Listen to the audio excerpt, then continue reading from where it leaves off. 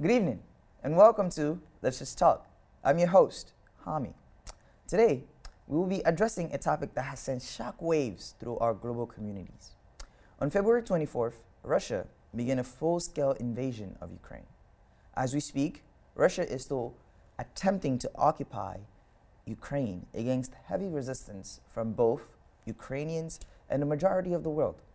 Millions have been displaced, left without homes, food, or water, and civilians are deliberately being killed as they try to escape the country. To help us understand this crisis, we are joined by Dr. Emily Channell-Justice.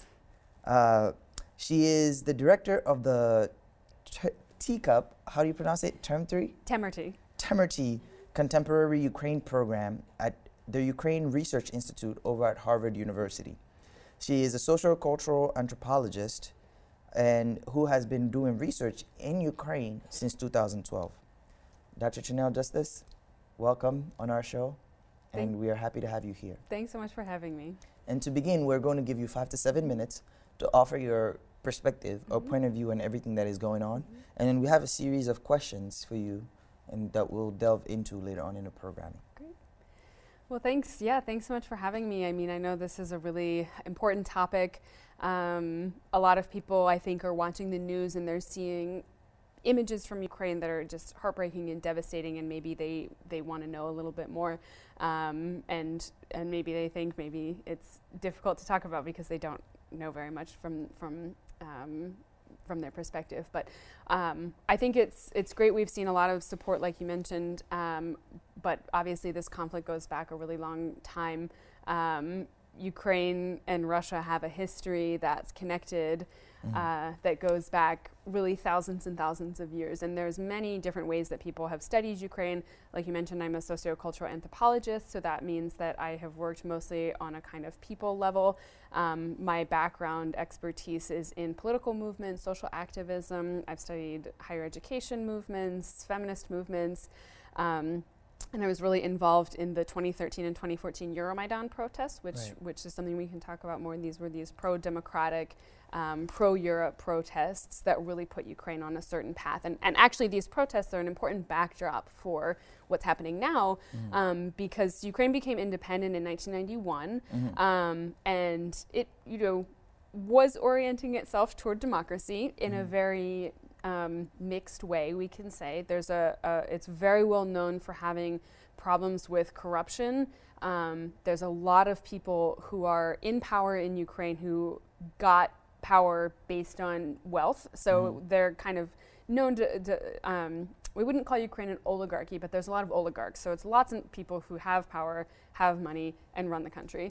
And over the past really 8 years since these protests that ended in 2014, Ukraine has really started to move away from that kind of corruption to really try to become a better democracy, and to really try to meet European standards. That, of course, I think took a very particular turn in 2019. The president who was elected then, Volodymyr Zelensky, was a TV comedian. In an example of life imitating art, he had this TV show called Servant of the People. The plot of the show was that he was an ordinary history teacher, and he made this video complaining about corruption. It went viral, and he got elected to the presidency. That's the plot of the show. That's what really happened. He actually won the election. He manifested it. Almost 75% of Ukrainians voted for him, which was unprecedented. And I really think that this moment is important because, Ukraine, like I said, has been independent since 1991. So has Russia. Vladimir Putin has been the president of Russia since 2000. And, for really the past, most of that time period, Russia and Ukraine have existed side by side. Ukraine has always had a strong economic relationship with Russia, and a political, frankly, relationship. Lots of Ukrainians live in Russia, have family in Russia, speak Russian, are Russian.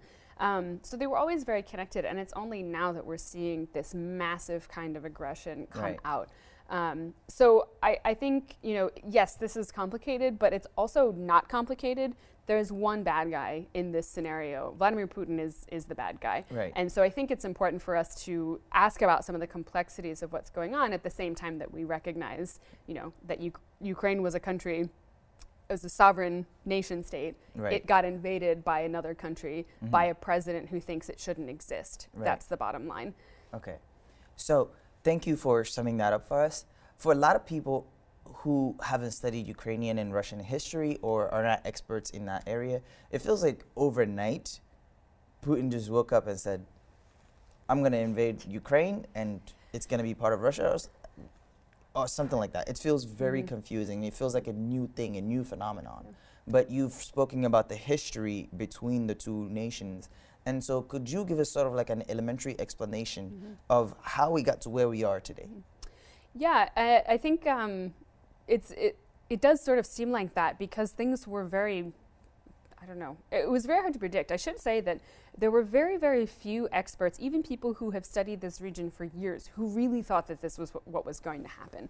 And that's for a number of reasons. So I won't go back thousands of years because that's too many years. But I will go back to 2013 and 2014. So like I said, these were these pro-European protests. This was the president of Ukraine at that time was very pro-Russian. He was ousted by these protests, and Ukraine started kind of rebuilding its democracy. However, in 2014, Russia occupied and illegally annexed Crimea, which is this peninsula on the south end of Ukraine that was an autonomous republic within Ukraine, populated by an indigenous Muslim population of Crimean Tatars, who were very pro-Ukrainian politically, and Russia basically took it over. They sent a bunch of special ops forces in, few shots fired, maybe no shots fired, and said, this is part of Russia now. And the rest of the world kind of said, okay.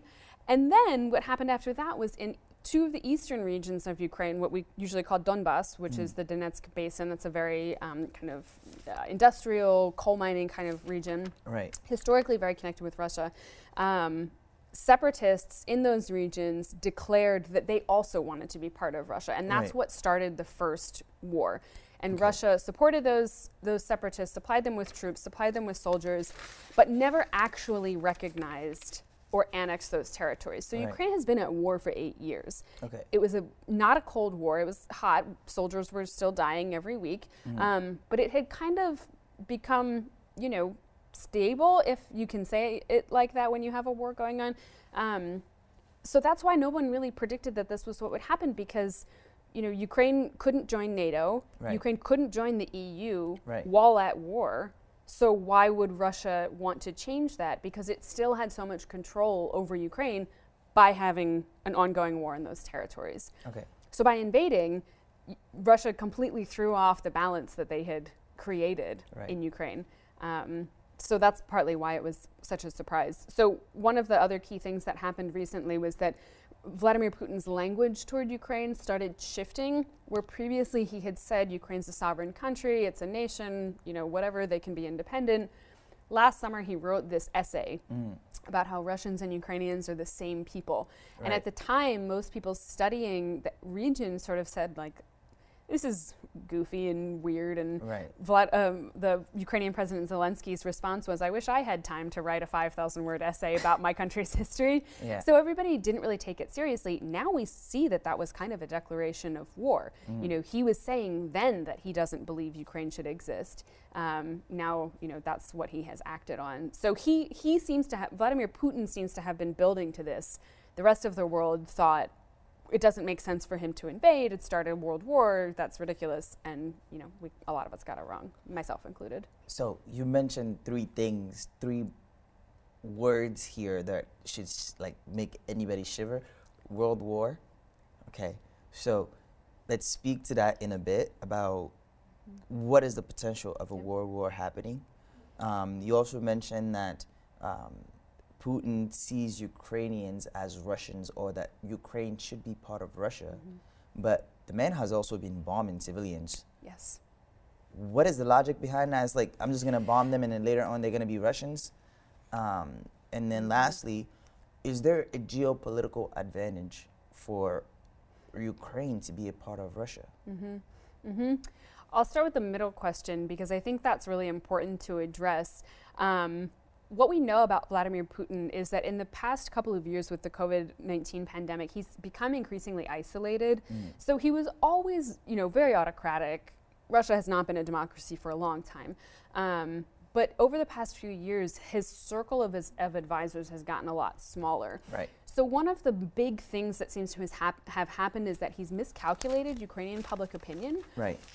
So he was claiming that all these Russian speakers in Ukraine were being threatened by the Ukrainian government, that the Ukrainian government is Nazis and were committing genocide against Russian speakers. All of that's totally false. And as a matter of fact, most Ukrainians, and including Russian-speaking Ukrainians, which is everybody, pretty much everyone in Ukraine is bilingual, Ukrainian and Russian. Russian speakers actually want to be part of Ukraine.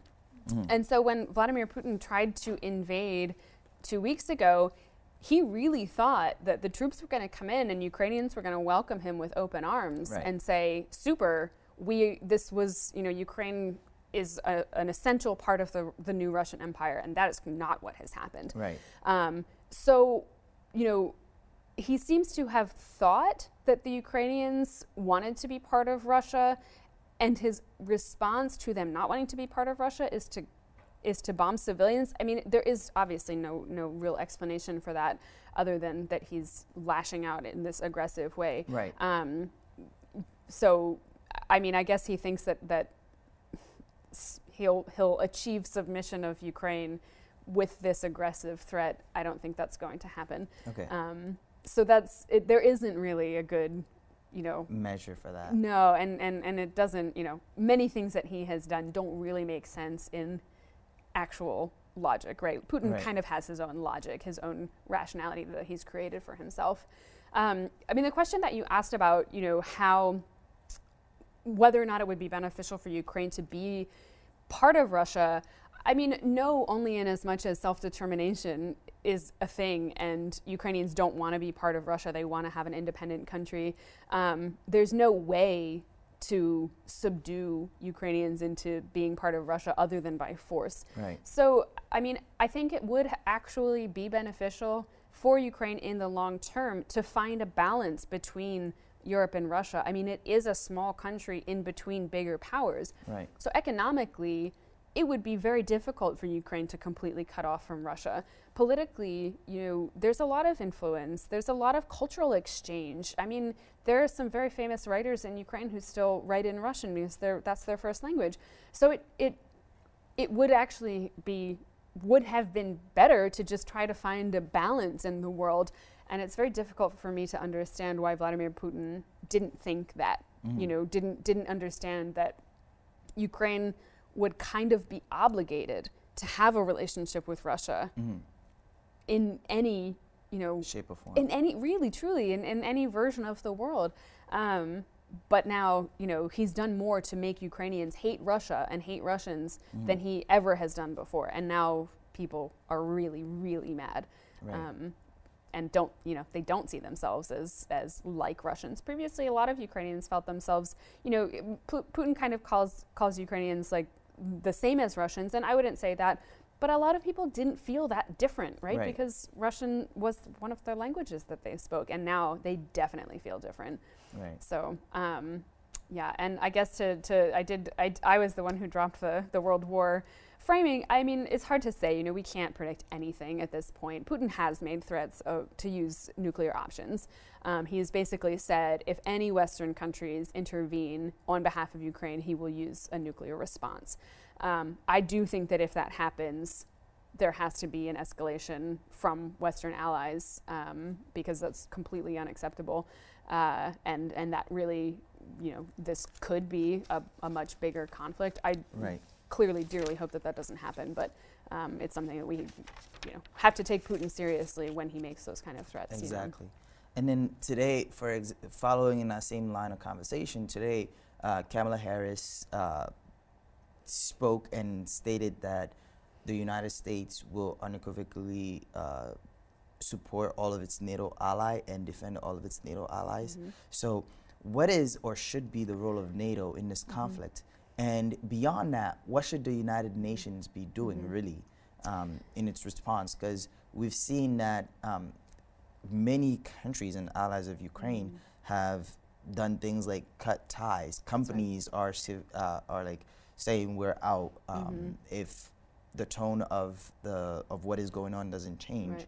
The U.S. is no longer taking gas from Russia, and like banks are cutting ties and so on. And this is drastically changing the lives of people within Russia who might not have anything to do with this conflict. That's right. But yeah. Yeah, it's an interesting, we have kind of multiple fronts, I would say, in this war.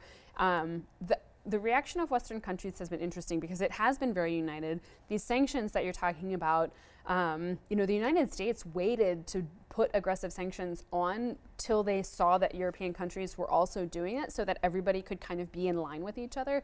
I think that was a great move because showing this united response to Russian aggression, it's a good idea. Unfortunately, Europe is extremely dependent on Russian oil and gas, and so they cannot cut those ties like the U.S. was able to do. It's very difficult to know what NATO should do in response to this, and that's because of this nuclear threat. Ukrainians are asking for a no-fly zone, which would basically NATO countries or some other Western allies would use fighter jets to shoot down Russian bombing, what's the word I'm looking for? Basically, they would limit the bombing that's happening right now, right? Ukraine doesn't have enough of an air force to shoot down all the missiles that Russia is shooting at them. And the idea is that if someone would intervene to help Ukraine close the skies, then Ukraine on the ground forces could control the troops that are coming in from the borders, and they could also get humanitarian aid in a more effective way. That is not happening. NATO is not agreeing to do that. Poland recently tried to give Ukraine some decommissioned fighter jets, and the United States actually blocked that from happening, which was, I thought, a great little workaround. But, it doesn't really matter, right?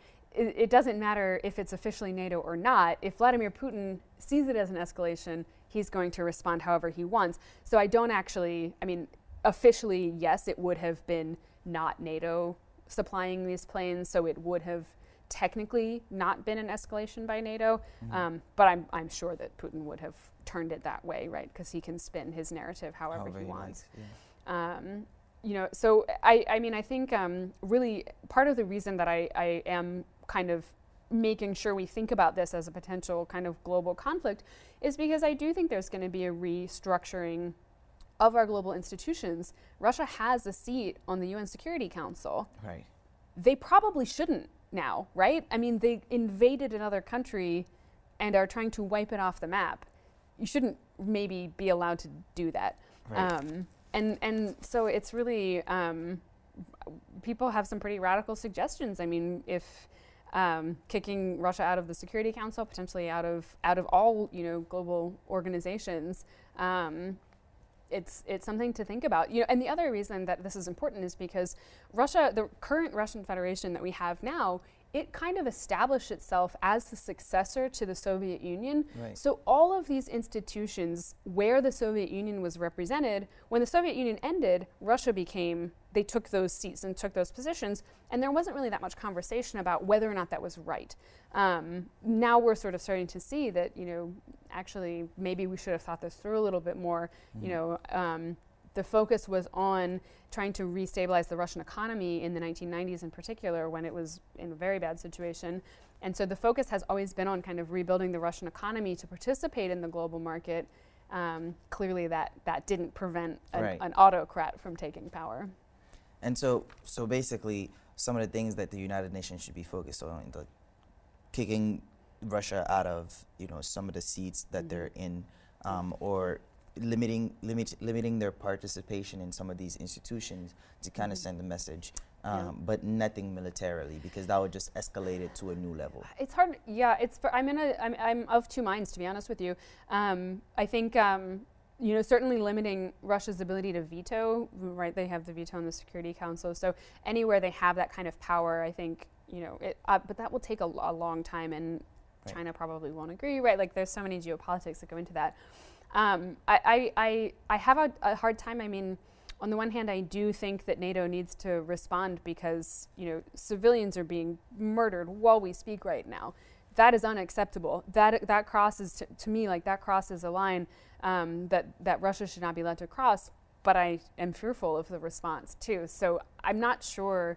I try very hard to just advocate for what Ukrainians are asking for, which is this no-fly zone, rather than some kind of commitment of ground troops or that sort of thing, because that's a different question for sure. Ukrainians are asking for a no-fly zone, so that's kind of what I'm trying to take as, to them, that's what would be acceptable as a response. And I think I don't think that's unreasonable, because like I said, if however Putin wants to decide his response, he's kind of already decided, I think. Right. And in speaking to what Russians are asking for, could you speak to a little bit to what is actually going on in the ground right now? What because the media is putting all this stuff out, but with the dissemination of information, like, it's hard to keep up. Yeah. So what is actually happening on the ground right now, and why should we be concerned? Well, we should be concerned, first of all, because it is very clear that Russia is using indiscriminate force against civilian targets. So the invasion started by the bombing of airfields across the country, much more aggressively than a lot of us thought would happen. So it included Eastern Ukraine as well as Western Ukraine, which was sort of seen as like going to be a lot safer. So that's how it started, but then we started to see some civilian targets being hit, so housing complexes, residential neighborhoods, stuff like that. And that has just gotten worse and worse and worse over the past 2 weeks. So the two main cities that we're seeing a lot of news from is Kharkiv, which is in eastern Ukraine. It's less than 30 miles, I think, from the Russian border. That was supposed to be one of those Russian cities that was going to just welcome the Russians with open arms, and that is not what has happened at all. The other major city that we're dealing with right now is Mariupol, which is a port city on the Azov Sea in the south, and that city is under siege right now. Many of your viewers probably saw the footage of bombing of a maternity hospital that happened today. The Russian press was claiming that there was a Nazi battalion at the maternity hospital. Wow. I mean, they're just making things up at this point. They actually deleted some of their tweets lying about that because there was so much outrage about them trying to claim that they hadn't actually bombed a maternity hospital when they had. So, and Mariupol is there's no connection there, right? So people who know people in Mariupol, we haven't heard from them in 2 weeks, really. And there's no food, there's no medicine. There was a report of children dying of dehydration. So it's not just this indiscriminate bombing and killing of civilians that way. It's this long, drawn-out process of putting these cities under siege to break the populations and not let them leave. That's the other thing that's happening. Has happened a couple of times is that negotiations between Russia and Ukraine, they agreed on a humanitarian corridor to get civilians out, and then Russia dropped bombs on some of the lines of people. These are there are people who are working to document these as war crimes, and I think that is a good move. So, that's something that we should care about, I think, just because we're humans, and these are things that are awful that no human should ever have to live through. Right. Yeah, and I'm going to take a second. Of course. And, yeah, take your time. Thanks. But yeah, this also, just in that same line of thinking and conversation, has created one of the worst humanitarian crises that we've seen, at least that Europe has seen in centuries. Over 1.7 million people are leaving Ukraine to neighboring countries, and that is sending a shockwave through our systems. Yeah. So yeah, I'm gonna let you go back. Yeah, so what we saw from really February 24th was a mass movement of people toward Western Ukraine. So some of the cities in the east, Kharkiv in particular, a lot of people tried to leave pretty quickly. But I think that the thing that's really important for viewers to understand is, yes, there's about 2 million people who have crossed the border. Ukraine has at least 40 million people. Right. So that's not a majority at all. However, there are millions of people who have moved within the country. And so the level of internal displacement is also very dramatic. Right. And we don't know how many people have left right now. And so right now we're seeing, people trying to get out of the capital city of Kyiv. The mayor today, I think, said something to the effect of half the residents of the city have fled. So they're all trying to get somewhere safer. And what's actually happening with a lot of people is that they are leaving to go somewhere within Ukraine because they hope that they can go home soon. They hope to see their displacement as temporary. And that's actually also to some extent what's happening at the borders as well. You know, people are going to Poland because there were already many Ukrainians in Poland. So people are kind of going where they know and then where they think is kind of temporary so they can get back. I don't know if that's realistic. That's very common in situations of mass displacement. But, you know, it remains to be seen if people will be able to get back in the time frame that they think they can. One thing that has been heartening in this conflict, however, is the rest of Europe's reaction to everything that is going on. So we see people waiting at borders, welcoming Ukrainians in their homes, like Germans at train stations and airports, welcoming people with food and signs and stuff.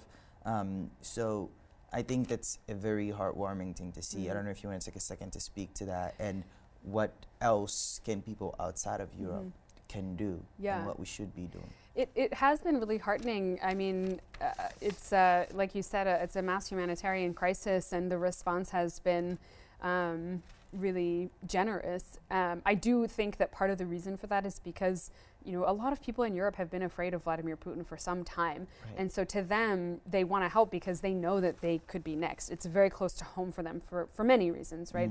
Not just, you know, just because of physical proximity, but because of the Russian threat is grave. I have friends in Finland who were telling me they're kind of getting afraid because they're also right next door. The other thing to keep in mind, as I mentioned before, you know, Ukraine's been at war for 8 years already. There were already 1.5 million displaced people within Ukraine. So what that means is that the networks to help people move, they were already built. People already know how to help each other get around, and they already know how to mobilize. So a lot of these skills, I think a lot of the response comes from the fact that people already were, you know, ready to move. In Europe, I mean, I am kind of surprised. This isn't usually what we see as a response to big refugee crises. And I do, you know, part of me does wonder if people think it's temporary and so they're really willing to help now, but a month from now, when there are more refugees coming in, they're going to get tired of it. And we'll just sort of see, you know, how it develops. I mean, there's also been a lot of mobilizing in the US. There's a couple, again, partly because so many people were active in the past 8 years, Ukrainian American organizations in the US have been doing humanitarian work in support of Ukraine for those times, so they are also just mobilizing at a greater scale. So we're seeing them collect money, collect supplies, paying, you know, giving actual money, cash to the Ukrainian military to buy better equipment. And also I'm working with groups of scholars who are trying to create scholarship opportunities for scholars and students from Ukraine who want to come to safety for some time.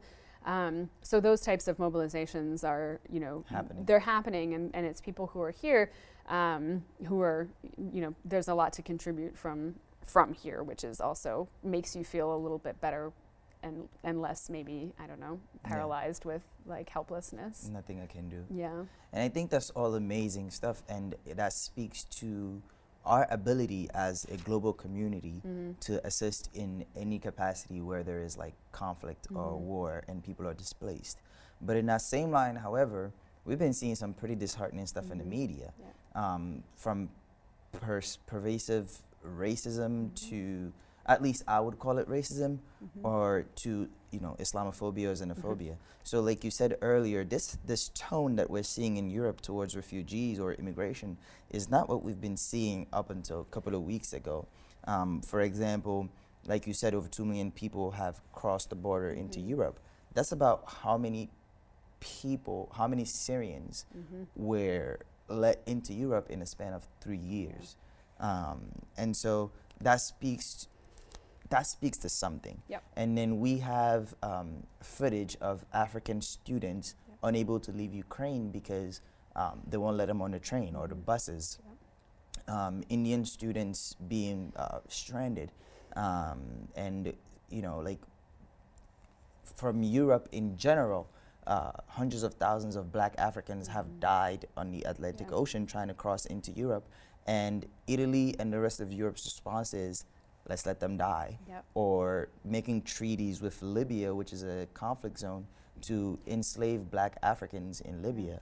And so, you know, like the response, Afghanistan is going through the same thing. Then you have issues in Yemen and all around, you know, the global south or the parts that are not considered the West.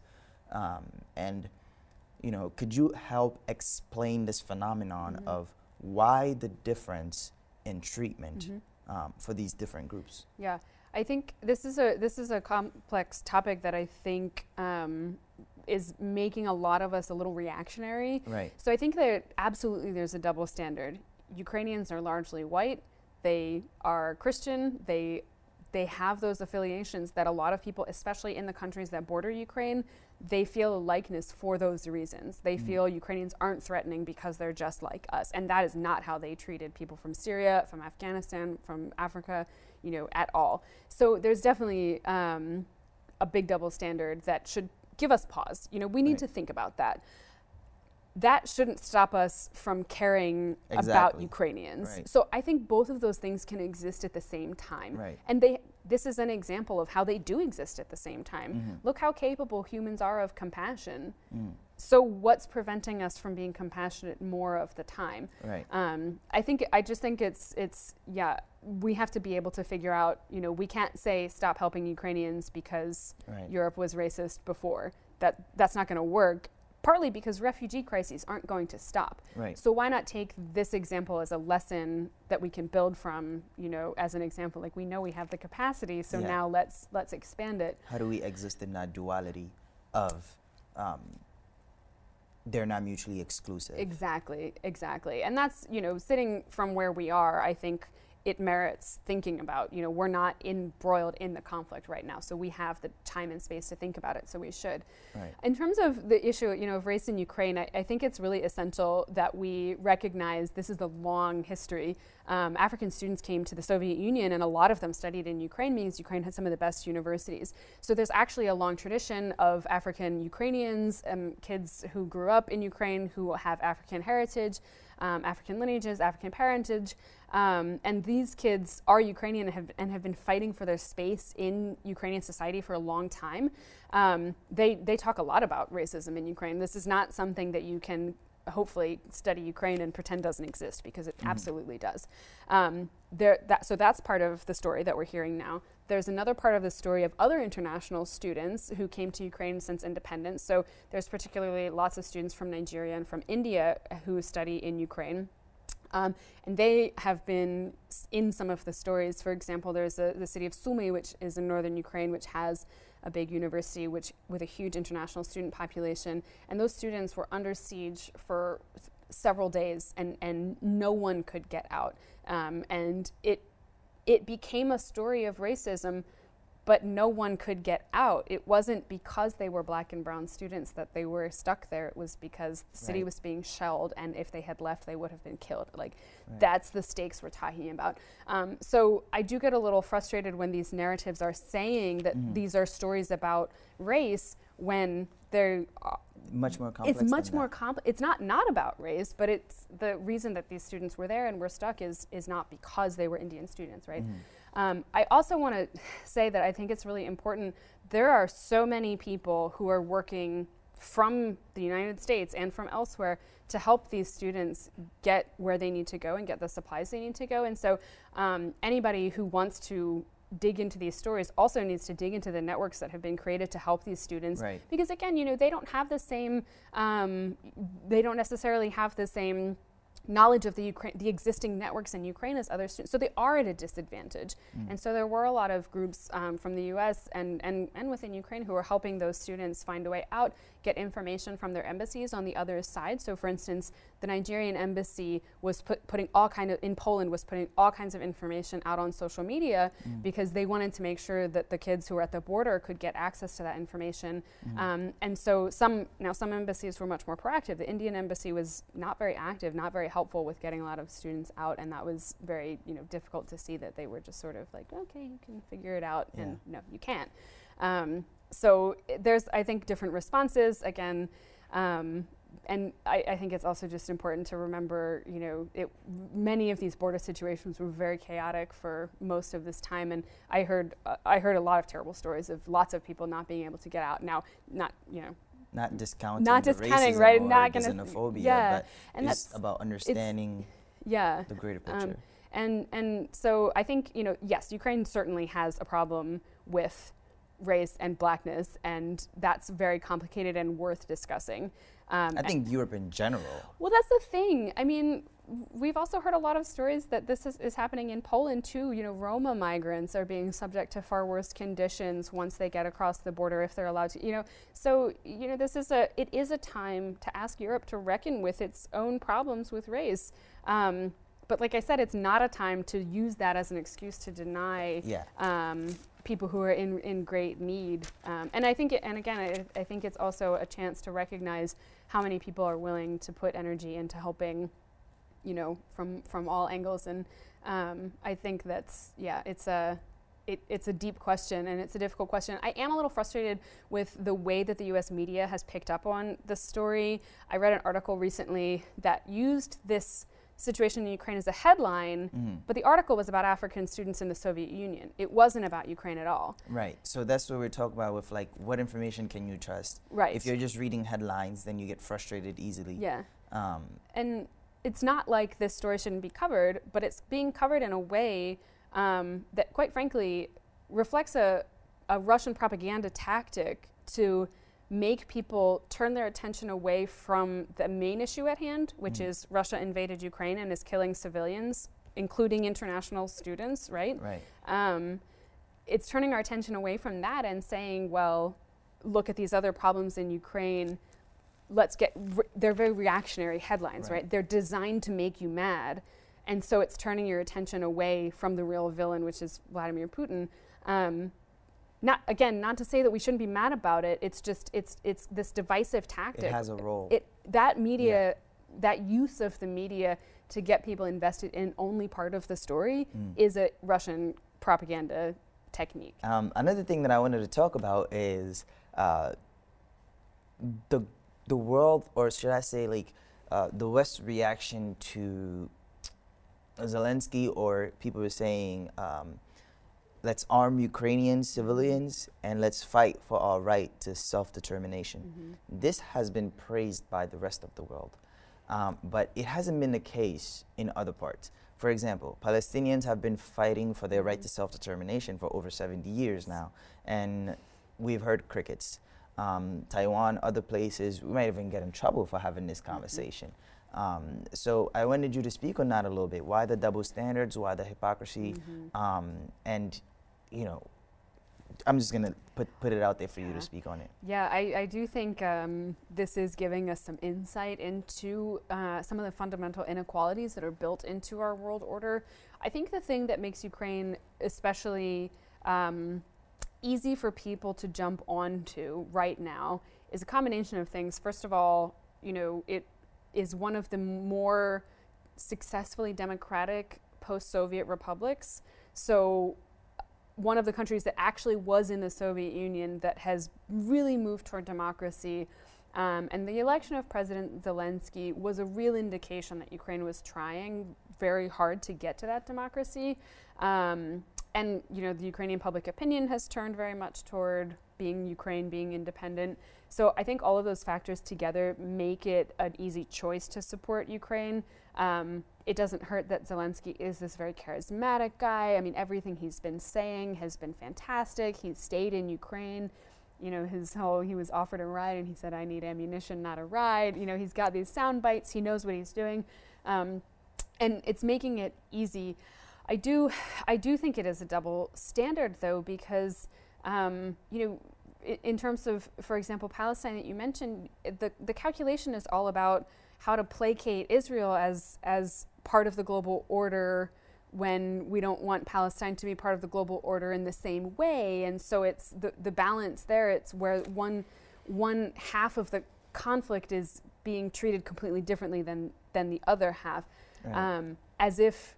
And it is, I mean, that obviously, you know, has, again, its own complicated history, and it is very complicated, but the the stakes that are understood in that conflict are somehow different, right? It's set up to make it so that saying I support Palestinian self-determination is harder than saying I support Ukrainian self-determination. Right. Why is that? I don't really know like what the root of that is, but that's how the kind of decision is set up, that some claims for self-determination are easy to support and others aren't. That doesn't seem very fair, especially given how many colonial powers had their hands in establishing the borders of the countries, including Israel, but the rest of the Middle East, right? Lots of Africa, all divided up by these colonial powers, with very little interest in actual self-determination in those cases. Right. So, I mean, I think in an optimistic way to look at it is that the world learned their lesson, but it's probably very, generous to think that it probably has something to do, going back to, people who look like most of the people in power in European democracies, right? Ukraine is a white Christian democratic country, and that makes it very easy for a lot of people, I think, to say, I see myself in that, and so we're going to support that. And clearly that hasn't been the case throughout history. Right. And then there was also news of recently Israel building settlements, of like 1,000 new settlements for Ukrainians fleeing Ukraine or the war. And so how do we reconcile with that as a society? We are displacing one group to create space for another. But yeah.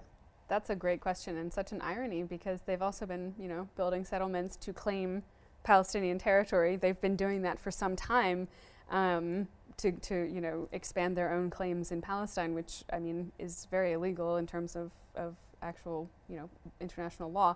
I would be very upset if they are using this conflict to make greater claims on land that they have been aggressively making claims on. I think that's something we should probably keep our eye on. Israel is in a very strange place because they do have a lot of Russian speakers and have a kind of somewhat closer relationship with Russia than a lot of other Western European countries, and have been a little tentative in terms of their support for Ukraine, which is, it's all very interesting. And interesting in part because, Russia's whole so-called justification for this is to denazify Ukraine. And that, of course, is completely absurd language to be using in this scenario. But I don't know, it has put Israel in a very weird position in terms of whether or not it can support Ukraine. And Israel has also, they're one of the countries that prevented some of the military aid from getting to Ukraine in the past few years. So, I mean, I think it's, there's a couple levels of what's going on here, because we have these big geopolitical, Israel's thinking about its own well-being. They don't want to be the next ones invaded by Russia, because there are Russian speakers there, right. and Russia can say, well, we need to protect Russian speakers in Israel. They've used that justification before. Why wouldn't Israel be next, right? So Israel has to be careful.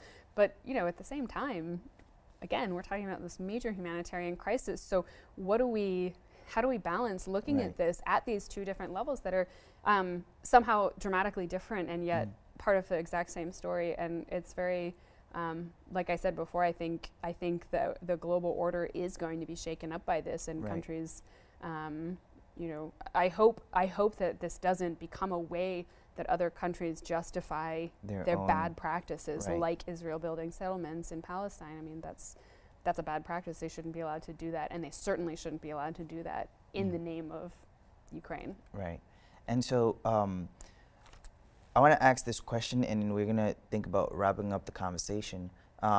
In Putin's speech that he gave about why he is invading Ukraine, he spoke a lot about NATO having its weaponry right across its borders and feeling threatened, and also spoke about the U.S.'s exceptionalism of invading other countries and doing whatever it wants to do, and then claiming righteousness. So that was Putin's rationale in his speech. Could you speak to that a little bit? And, is there anything we should be careful when listening to that kind of him talk about those stuff? Yeah, I mean, I think I am one of the people with, I've written about I don't think this was ever really about NATO. I do think it was about Putin's intention to wipe Ukraine off the map because he doesn't think Ukraine is a real place, and because it's too threatening. You know, Ukrainian democracy is too threatening to him. He has talked an awful lot about NATO, and it is, you know, the NATO history is weird and complicated too. I mean, there were promises that NATO wouldn't expand into some of these post-Soviet countries. So, you know, Ukraine and Georgia, basically Putin was asking for these countries never to be allowed into NATO. I think it's important to remember that Ukraine was neutral in 2014 when Russia invaded the first time. I don't think Ukraine not joining NATO or promising not to join NATO would actually change anything. I still think Putin would have made the same choices. And it makes us really, you know, NATO exists as this defensive military alliance, but with a lot of hesitation about whether or not they really want to be involved in this. So maybe that's another one of these global institutions that might need to be rethought a little bit. And again, you know, I'm certainly not going to deny that the U.S. intervention in lots of places also, you know, I'm in college protested against the war in Iraq. I don't think that countries like these great powers should be using that status to intervene in countries that don't want them to intervene. But again, you know, this particular situation, I feel like there's a very clear villain, and it doesn't really help us out of the situation to do this whataboutism. You know, it doesn't clarify anything, and it doesn't change anything. And again, not to keep harping on that, but that's another Russian propaganda technique, is to say, well, what about this person, or what about that group of people, or they're doing this and we're doing this, but... Exactly, like, well, you can call us, you can say that what we're doing is bad, but you've also done this bad thing, so that makes it equally bad. It's like it's both bad, and we should call both out. Exactly, again, and we have to maybe take the time to sit with the fact that both of these things are wrong, and then move on from there, which is, you know, again, we have to be cautious about the information that we're consuming and make sure we're getting good information, so that we can understand and really, you know, make decisions based on true things and not on Kremlin propaganda, which I think we have underestimated how much that has infiltrated the U.S. news industry. It's very effective. And then lastly, how can we all support the Ukrainian people that are going through this crisis right now, from like the comfort of where we are? Well, honestly, information is one of the ways. So I've been speaking to my friends in Ukraine every day, and one of the things that they're telling me is make sure people are reading good information coming from Ukraine. So there's a new news outlet called Kyiv Independent. Kyiv spelled K-Y-I-V, that's the Ukrainian transliteration. It is a crowdsourced, crowd-funded news, online, not paywalled news outlet. They're reporting from Ukraine. They have reporters from Ukraine. It's all in English. That's my personal favorite in terms of people who are doing a great job covering. So that, you know, make sure when you're on Twitter, when you're on whatever your social media that you college kids like to use these days, you know, make sure that you're looking at verified information. Don't share things that aren't verified. Make sure, you know, you're digging into the background of what something is before you use that as evidence of a particular position. You know, people can write to their representatives. That's really easy. You can write to the president, ask him for, you know, the no-fly zone if that's something that you support. That's something that takes just a couple of minutes, and that's easy. Lots of donations. You can donate really easily to these large Ukrainian American organizations. Like I said, you can donate straight to the Ukrainian military if you want to. And you can also donate to things like free and open journalism in Ukraine. And then the other thing that people from Ukraine are telling me is that rallies and going out and showing images of support is really heartening for them. I mean, remember, they're sleeping in bomb shelters with, you know, their kids and their pets and their most important possessions. And so seeing people coming out and supporting, you know, Ukraine and just showing that they recognize what's going on, they're telling me that that's really meaningful to them. And I think it's pretty easy for us to do, and it's safe for us to do. So it's not too much to ask. Thank you so much for being here. This was a great conversation. Thanks. We've learned so much, and, you know, we look forward to continuing this work with you. Thanks so much for having me. Thanks for the great questions.